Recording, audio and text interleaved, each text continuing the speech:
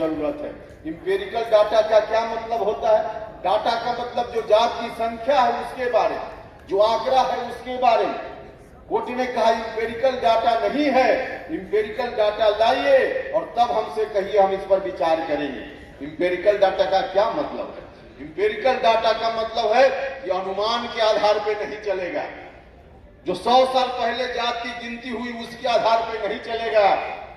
बिल्कुल प्रयोग से सिद्ध जो व्यवहारिक डाटा, वास्तविक डाटा है उसको लाइए, यही इंपेरिकल डाटा हुआ करता है। वहां से कोर्ट ने कहा इंपेरिकल डाटा लाइए। इंपेरिकल डाटा कहां से आएगा? कहां से आएगा भाई और मित्रों? हमारी पार्टी ने फैसला किया राष्ट्रीय कार्यकारिणी की बैठक में, सब लोगों को मालूम है कि जातीय जनगणना जरूरी है इस देश में जो शोषित वंचित समाज के लोग हैं उनको न्याय दिलाने के।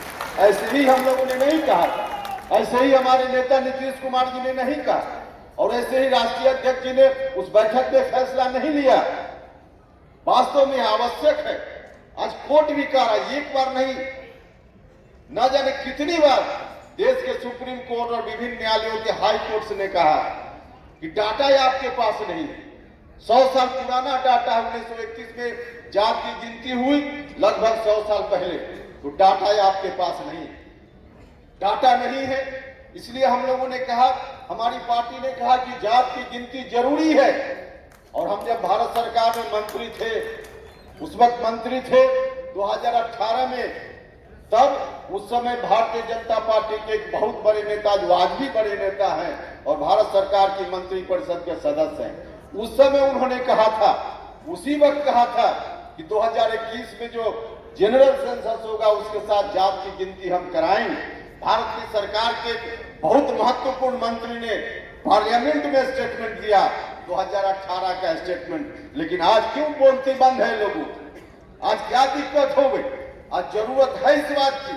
अगर इंपेरिकल डाटा निकालने का काम इस देश ने नहीं किया तो आज महाराष्ट्र में आरक्षण रुका है, मध्य प्रदेश में रुका है, कोई कोर्ट चला जाएगा, बिहार में भी वो स्थिति आ सकती है, बिहार में भी स्थिति आ सकती है। इसलिए हम आप सब लोगों से कहना चाहते हैं, ऐसी स्थिति के प्रति सजग रहिए, सजग रहिए, सचेत रहिए। सिर्फ कोई बुलावे और झंडा लेकर जिंदाबाद करने लग जाइएगा तो फिर मामला वही का वही रह जाएगा। सम्राट अशोक की जयंती या कोई भी महापुरुष की जयंती में भाषण करना महत्वपूर्ण नहीं है। हम सड़कों पर बड़ा बड़ा होर्डिंग लगाकर हम यह दिखा दें कि सम्राट अशोक के बहुत बड़े हम ऐसी हैं, कोई फर्क नहीं पड़ेगा अगर उनके सिद्धांतों को तोड़ने वाली, मरोड़ने वाली ताकत सक्रिय रहेगी और हम लोग चुपचाप बैठे रहेंगे। इसलिए आप सब लोगों से आग्रह है कि जातीय जनगणना हो इस देश में, इसकी कोशिश जो जनता दल यूनाइटेड ने शुरू की है, इस लड़ाई को आगे बढ़ाने का काम करना पड़ेगा। हम राष्ट्रीय अध्यक्ष जी से आग्रह करना चाहते हैं, इस विषय को लेकर आगे बढ़े पार्टी। हर तरह से आज जरूरत है गांव गांव में, क्योंकि लोग उस तरह से लोगों तक ठीक से बात जा नहीं पाती है। नतीजा है कि लोग इधर उधर की बात सुनकर अपना जनमत बना लेते हैं। भाइयों और मित्रों, आज जरूरत इस बात की, जनता दल यूनाइटेड का एक साथ ही गांव में जाकर इन बातों की चर्चा करें, वहां लोगों को बताए, तब जाकर मामला बचने वाला है, वरना मामला नहीं बचने वाला। इसलिए पार्टी की ओर से कार्यक्रम बने इन चीजों को लेकर। आज हम बैठे हुए हैं पटना केस के मेमोरियल हॉल में।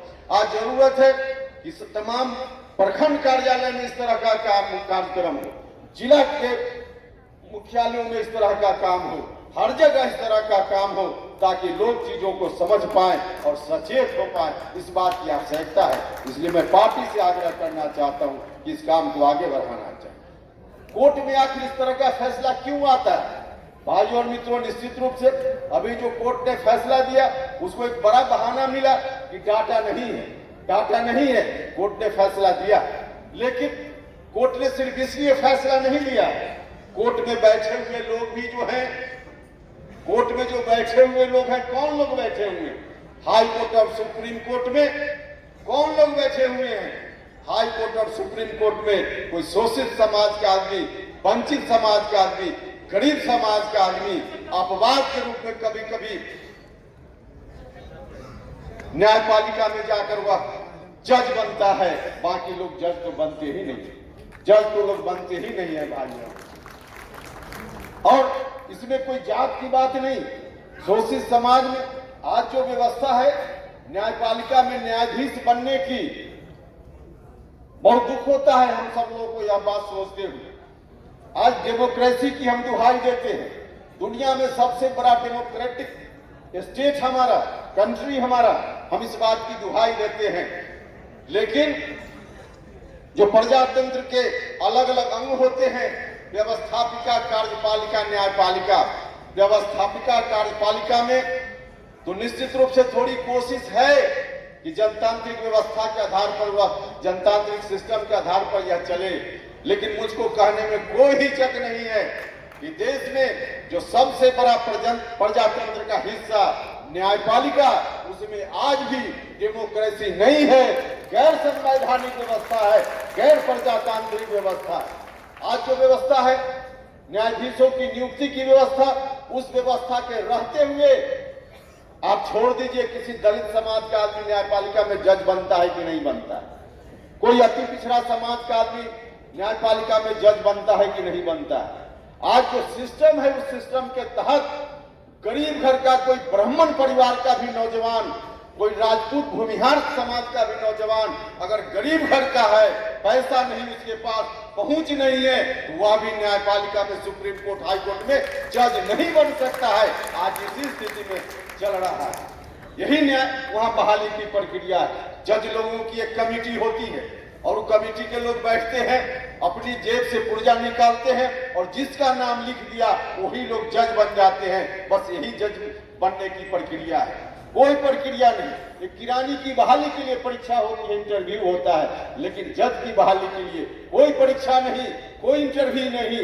इसलिए यही कारण है कि आज मुश्किल से 300 साढ़े 300 परिवार के लोग हिंदुस्तान में हाई कोर्ट और सुप्रीम कोर्ट में जज बने हुए। तो ऐसी व्यवस्था क्या कबूल है हमको?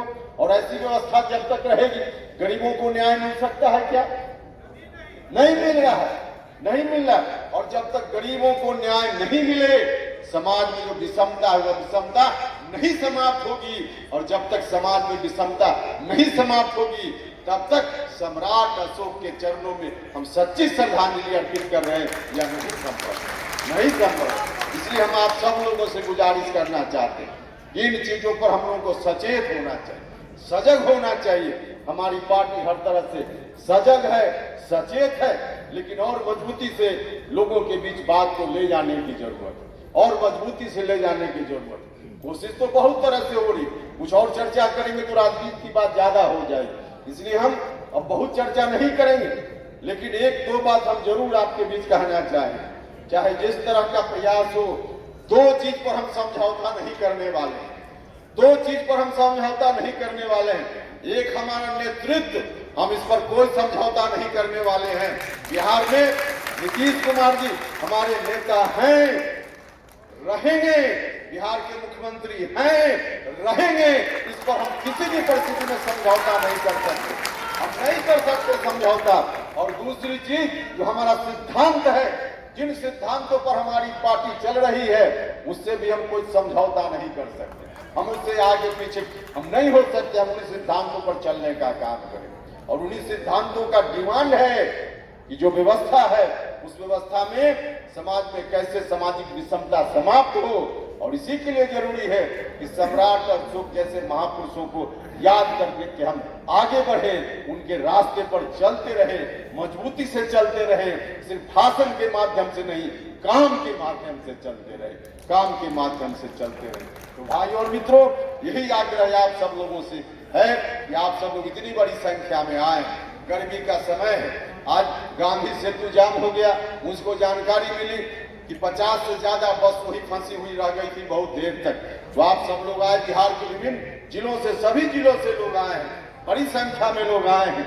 कार्यक्रम में इतनी अच्छी उपस्थिति हुई है आपकी, हृदय से आप सभी लोग